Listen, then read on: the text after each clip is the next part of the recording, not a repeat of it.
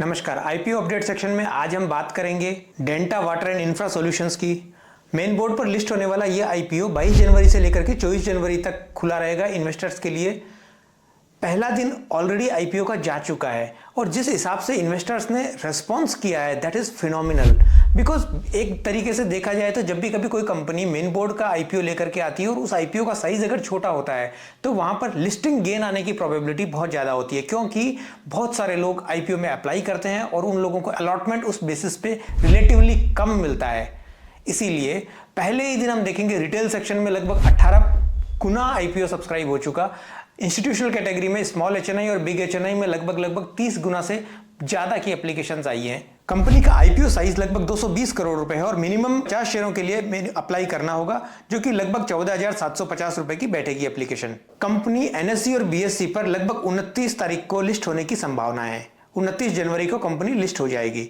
अब अगर हम स्मॉल एचएनआई सेगमेंट की बात करें तो मिनिमम 700 शेयर्स के लिए अप्लाई करना होगा और अगर बिग एचएनआई की बात करें तो लगभग 3,450 शेयर्स के लिए अप्लाई करना होगा, क्योंकि 10 लाख से ऊपर की जब आपकी एप्लीकेशन होती है तभी आप बिग एचएनआई कैटेगरी में आते हो। अगर इन्वेस्टर्स का इस आईपीओ के प्रति इतना ज्यादा उत्साह देखने को मिल रहा है तो कुछ चीजों की कॉम्बिनेशंस होती हैं। सबसे पहले तो फंडामेंटली कंपनी की परफॉर्मेंस अच्छी है, फाइनेंशियल्स कंपनी के अच्छे हैं और दूसरा ग्रे मार्केट का प्रीमियम भी बहुत अच्छा चल रहा है।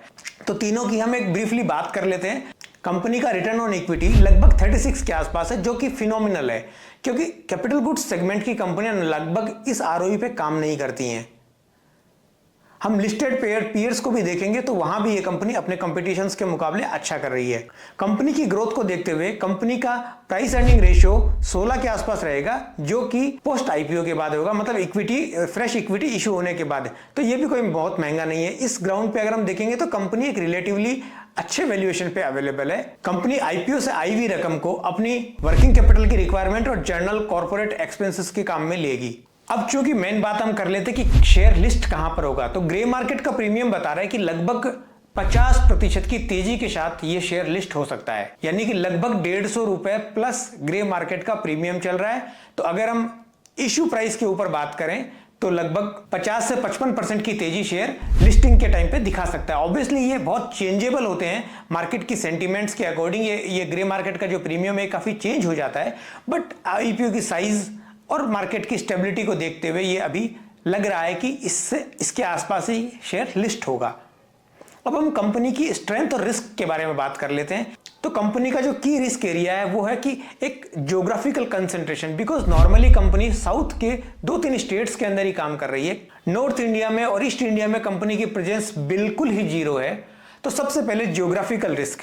दूसरी बात, कंपनी की higher dependency on government projects and orders. Normally इस सेगमेंट में जो कैपेक्स करती है वो कंपनी वो गवर्नमेंट ही करती है, और किसी भी कारण अगर गवर्नमेंट के ऑर्डर्स में अगर गड़बड़ होती है तो ऑर्डर कैंसिलेशन की स्थिति में या गवर्नमेंट चेंज होने की स्थिति में ऐसी सिचुएशन कई बार हमने पीछे भी बनती हुई देखी है कि कंपनी की ऑर्डर बुक वाइप आउट हो जाती है। जो हमें ऑर्डर बुक दिख रही है वो ऑर्डर बुक रहती नहीं है, और चूंकि कंपनी की सारी ग्रोथ ऑर्डर बुक पे डिपेंड करेगी कितना। हालांकि आज जो सेंट्रल गवर्नमेंट से जल जीवन मिशन और इस टाइप की जो योजनाएं बन रही हैं और उनका इंप्लीमेंटेशन आ रहा था, उनके अंदर कंपनी का एक की रोल है, लेकिन कंपनी की ज्योग्राफिकल प्रेजेंस एक बहुत लिमिटेड एरिया में ही है। स्ट्रेंथ की बात करें तो कंपनी के फाइनेंशियल्स बहुत अच्छे हैं, और ये जो फाइनेंशियल्स की स्ट्रेंथ है ये कंपनी की लॉन्जेविटी डिसाइड करती है। बिकॉज कैपिटल गुड्स में जो भी कंपनियां लॉन्ग रन में परफॉर्म करती है उनकी फाइनेंशियल सिचुएशन मजबूत होना बहुत जरूरी होता है। हमने पीछे भी देखा था, पुंज लॉयड एलएनटी बनने चला था, लेकिन फाइनेंशियल्स गड़बड़ होने के कारण वो आगे नहीं बढ़ पाई कंपनी।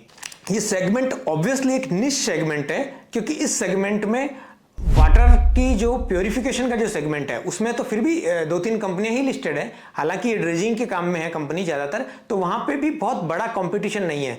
तो कंपनियां की सर्वाइवेबिलिटी पे कोई फर्क नहीं पड़ेगा जब तक कि कंपनियां डेट के बोझ के तले दब के खत्म नहीं हो जाए। इसलिए ऐसी कंपनियों को लॉन्ग रन में भी रखा जा सकता है, बशर्ते कि आपका लंबा नजरिया हो। लेकिन अगर हम सिर्फ आईपीओ में इन्वेस्टमेंट की बात करते हैं तो ग्रे मार्केट का प्रीमियम हमें यह बता रहा है कि हम इसमें अप्लाई कर सकते हैं। यहीं तक रखते हैं। अगर आईपीओ के रिलेटेड आपको कोई भी सवाल है, इस कंपनी के रिलेटेड कोई भी सवाल है, तो आप हमें पूछ सकते हैं, उसका जवाब देने की पूरी कोशिश करते हैं। और अगर ये वीडियो आपको अच्छा लगा तो वीडियो को लाइक कीजिए, ताकि हमें भी और वीडियो बनाने का एनकरेजमेंट मिलता रहे। Thank you.